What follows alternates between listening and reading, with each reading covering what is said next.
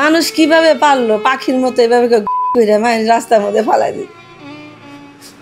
কিভাবে এরকম করে কি কোনো মানুষ পারে মানুষের ফালাই দিতে?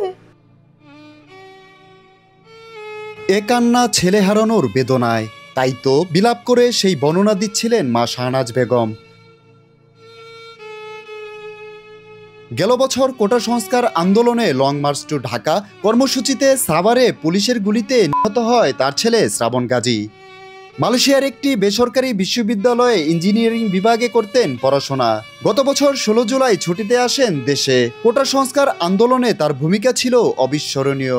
5 আগস্ট একটি বুলেট সব স্বপ্ন তার থামিয়ে দেয় চিরতরে। সবাইকে কাঁদিয়ে চলে যান না ফেরার দেশে। মানুষ কিভাবে পারলো পাখির মতো এভাবে ঘুরে রাস্তার মধ্যে ফালাই দিত?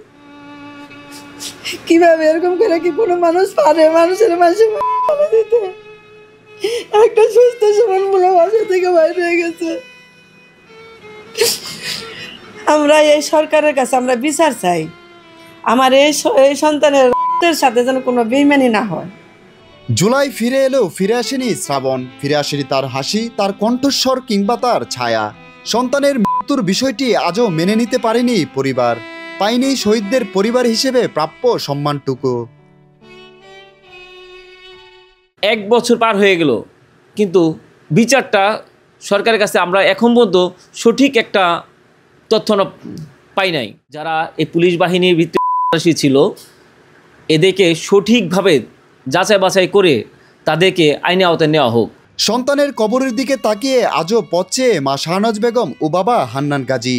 এ বেদনা স্বজনহারা প্রত্যেকটি পরিবারের।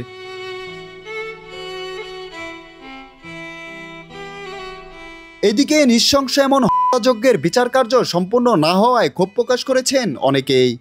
এই যে 24-এর গণঅভ্যুত্থানে যারা শহীদ, আর তারা যেন আসলে আমাদের ইতিহাস থেকে হারিয়ে না যায়। আমরা এই সরকারের কাছে এখনও আহ্বান করছি, যারা আহত হয়েছেন তাদের পরিবারকে যাতে রাষ্ট্রীয়ভাবে সর্বোচ্চ সম্মান দেওয়া হয়, এবং যারা এখন আহত হয়েছেন পরিপূর্ণ চিকিৎসায়, যারা এখনও সুস্থ হয়ে উঠতে পারেনি, তাদেরকে যাতে পরিপূর্ণ চিকিৎসা সহায়তা আনা হয়। শেখ হাসিনার বিরুদ্ধে যেমন আন্দোলন করেছে, তেমনি এই সরকারও যদি জনগণের প্রত্যাশা পূরণ করতে ব্যর্থ হয়, এই সরকারকে সরিয়ে কিন্তু নতুন সরকার আনবার জন্য জনতা আবার লড়াই করবে।